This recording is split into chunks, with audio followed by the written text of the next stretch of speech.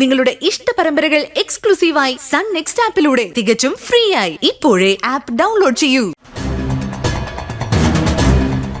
സാഹചര്യങ്ങളെല്ലാം നമുക്ക് അനുകൂലമാണ്.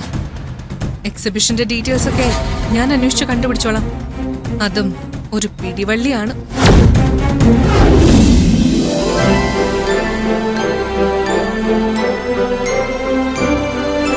എന്റെ മോന് സയൻസിൽ ഒരുപാട് താല്പര്യമുണ്ടെന്ന് എനിക്കറിയായിരുന്നു.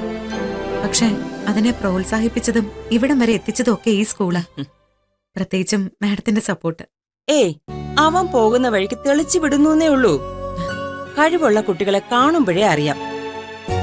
സയൻസ് വിഷയങ്ങളിലെല്ലാം അലോകിന് ഒരു മാർക്ക് പോലും കുറയില്ലെന്ന് ക്ലാസ് ടീച്ചർ പറയാറുണ്ട്. പക്ഷെ മറ്റു വിഷയങ്ങൾ കുറച്ചുകൂടി ശ്രദ്ധിക്കണം. ഹിന്ദിയിലൊക്കെ ഇവൻ കുറച്ച് പുറകിലോട്ടാണ് നിൽക്കുന്നത്. ശരിയല്ലേ മോനെ?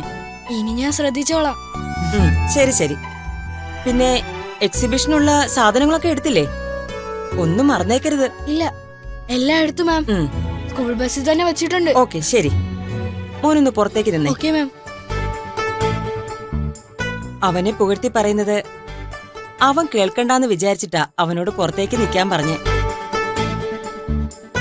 He is very brilliant. എന്ത് കാര്യവും ഒറ്റ തവണ കേട്ടാ മതി, അവൻ ബൈഹാർട്ടാക്കും. അതുമാത്രമല്ല, ടീച്ചേഴ്സ് ഒക്കെ പറയാറുണ്ട് ചില ചോദ്യങ്ങൾക്ക് ഉത്തരം പറയാൻ ടീച്ചർമാർ പോലും ബുദ്ധിമുട്ടുന്നുണ്ടെന്ന്. എന്നുവച്ചാ ടീച്ചേഴ്സ് ക്ലാസ്സിൽ പഠിപ്പിക്കുന്നതിന് അപ്പുറം ചിന്തിക്കുന്നുണ്ടാലോ. പ്രത്യേകിച്ചും സയൻസ് വിഷയങ്ങളിൽ കണ്ടുപിടുത്തങ്ങളോടാണ് അവന് താല്പര്യം. വീട്ടിൽ വന്നാലും എപ്പോഴും ഓരോരോ സാധനങ്ങൾ ഉണ്ടാക്കുന്നതിനെ കുറിച്ച് പറഞ്ഞുകൊണ്ടേയിരിക്കും. പറയുക മാത്രല്ല, അതെല്ലാം വാങ്ങിപ്പിച്ച് ഉണ്ടാക്കി എടുക്കുകയും ചെയ്യും. ഇപ്പൊ ഡിസ്ട്രിക്ട് തലത്തിൽ പോകുന്നത് ആദ്യമായിട്ടാ മാഡം. അതിന്റെ ഒരു ടെൻഷൻ അവനില്ലെങ്കിൽ എനിക്കുണ്ട്. ഏയ്, ഒരു ടെൻഷന്റെ ആവശ്യമില്ല. അലോകായിരിക്കും ഫസ്റ്റ് വിന്നർ. എനിക്ക് നല്ല ഉറപ്പാ. അത്രയ്ക്ക് സൂക്ഷ്മതയുണ്ട് അലോകിന്. ചെയ്യുന്ന കാര്യങ്ങളെക്കുറിച്ച് കാര്യമായ അറിവും അവനുണ്ട്. എന്തായാലും നന്ദിത ലക്കിയാണ് അവനെ പോലൊരു മോനെ കിട്ടിയതിൽ. ഇപ്പൊ ചെറിയ പ്രായമല്ലേ, ഇനിയും എത്രയോ ഉയരങ്ങൾ കീഴടക്കാനുണ്ട്.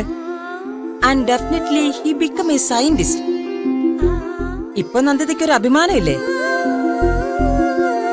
ഈ സ്കൂളിനും അഭിമാനമുണ്ട് ഈ കുട്ടി ഇവിടെ പഠിക്കുന്നതിൽ. നാളെ അവൻ നാടിനും ഒരു അഭിമാനമായി മാറും. ഇതൊക്കെ സംഭവിക്കും.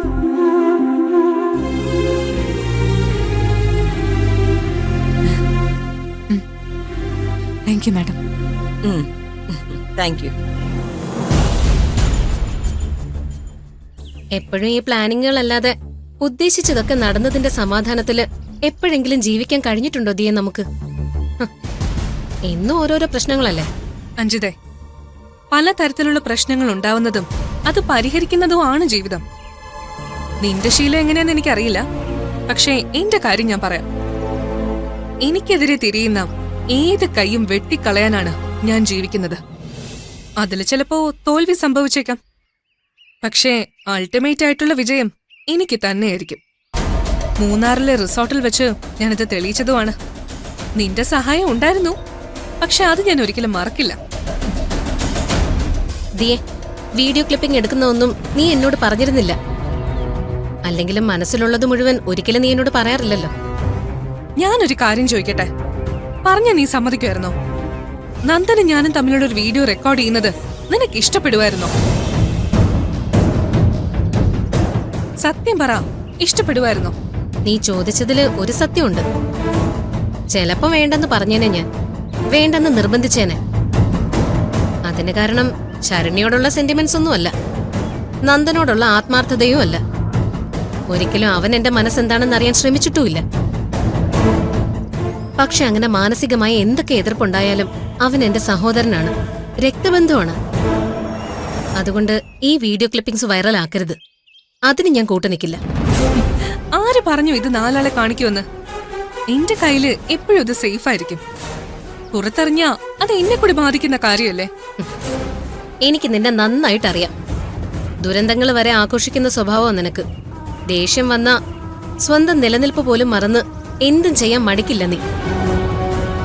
അങ്ങനെ എന്തെങ്കിലും അറ്റകൈക്ക് ചെയ്യണമെന്ന് തോന്നിയാലും അത് നന്ദനെതിരെ ആയിരിക്കരുത്, ശരണ്യക്കെതിരെ ആയിരിക്കണം. സമ്മതിച്ചു. നന്ദനെതിരെ ഞാൻ ഒന്നും ചെയ്യില്ല. എന്നെ വെറുക്കുമ്പോഴും അയാളുടെ മുഖം എന്റെ മനസ്സിൽ നിന്ന് മായുന്നില്ല. പക്ഷെ ശരണ്യ, അവളുടെ കുടുംബം അതെന്റെ ടാർഗറ്റാ. അവരെ തെരുവിലിറക്കുന്നത് വരെ എനിക്ക് സമാധാനം ഉണ്ടാവില്ല. ശരണ്യയുടെ കാര്യത്തിൽ നീ എന്തു വേണേലും അയക്കോ. നാളെ അവള് മരിച്ചൂന്നോ കൊന്നൂന്ന് കേട്ടാ പോലും സന്തോഷിക്കേ ഉള്ളൂ ഞാൻ. മറിച്ച് നന്ദന്റെ കാര്യത്തിൽ അങ്ങനെയല്ല. അവന് പേരുദോഷം വന്നാ അത് കുടുംബത്തെ ആകെ ബാധിക്കും.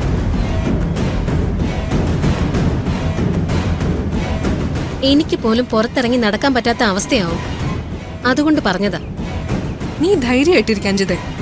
എന്നെ വിശ്വസിച്ച് കൂടെ നിൽക്കുന്ന ഒരാൾക്കെതിരായിട്ടും ഞാൻ ഒന്നും ചെയ്യില്ല. എന്നെ വിശ്വസിക്കാം. എന്നെയും വിശ്വസിക്കാം. നീ തരുന്ന ഈ ഒരു ഉറപ്പ് മാത്രം മതി എനിക്ക്.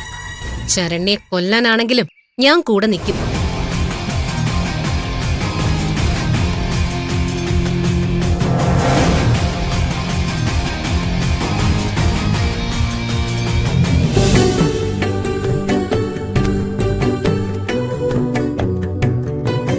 മോൻ എക്സിബിഷന് പോയോ? ആ, പുറപ്പെട്ടില്ല. സ്കൂളിലാക്കി ഞാൻ HM-നെ കണ്ടിട്ട് പോന്നു. വേറെയും കുട്ടികളുണ്ടല്ലോ, ഒരുമിച്ച് സ്കൂൾ ബസ്സിൽ അവര് പോകുന്നത്. ശരണ്യ വന്നിട്ടുണ്ട്. കുറച്ചു നേരമായി. എന്നെ വിളിച്ചിരുന്നു. അതുകൊണ്ടാ മോൻ പോകാൻ കാത്തു നിൽക്കാതെ ഞാൻ പെട്ടെന്നിങ്ങി പോകുന്നത്. എന്താ അവള് പെട്ടെന്ന് കാണണോന്ന് പറഞ്ഞത്?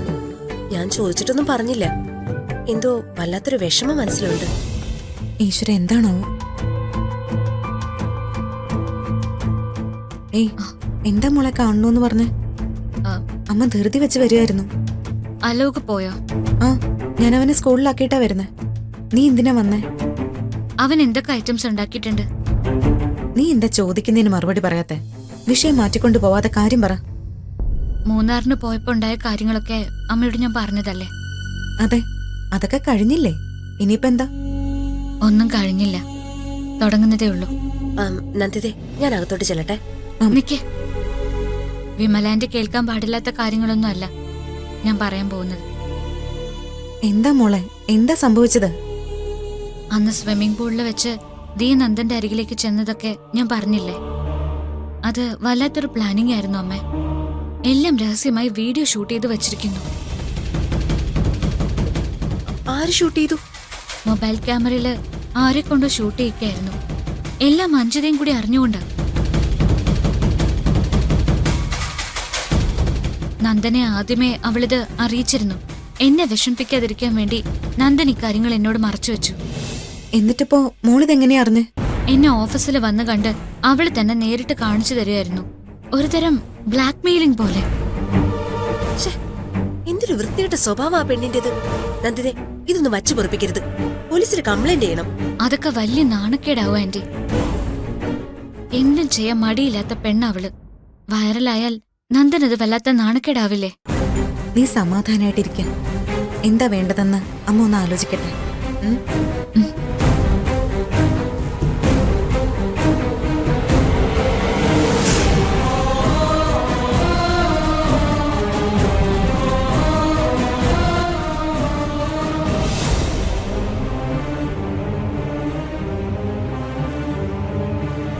വാസുദേവ, നിന്റെ മോള് നീയും കൂടെ ചെയ്തു വെച്ചിരിക്കുന്നത് നമ്മുടെ കുടുംബത്തിന് വളരെ അപമാനകരമായ കാര്യമാണ്. അതിനെ വളരെ നിസ്സാരമായിട്ട് കാണരുത്. അതിന് മാത്രം വലിയ കാര്യമൊന്നും ഇല്ലല്ലോ. മൊബൈലിൽ എന്തോ ഷൂട്ട് ചെയ്ത് വെച്ചു. അതൊന്നും അത്ര നിസ്സാരമായിട്ട് കാണണ്ട. അമ്മ പറഞ്ഞ പോലെ ചില കുഴപ്പങ്ങളൊക്കെ അതിലുണ്ട്. ഉറപ്പായിട്ടും അതെത്രയും പെട്ടെന്ന് സോൾവ് ചെയ്യണം. ഇപ്പോഴത്തെ പിള്ളേരാ എന്താ മനസ്സിൽ നിന്ന് പോലും അറിയില്ല. പ്രത്യേകിച്ച് ആ തീയ. ഓ, വല്ലാത്തൊരു പെണ്ണാത്. ഏതെങ്കിലും തരത്തില് ഇന്റർനെറ്റ് വഴി ആ വീഡിയോ എങ്ങാനും പുറത്തു പോയാലേ ദേ കുടുംബത്തിനാകെ നാണക്കേടാണേ.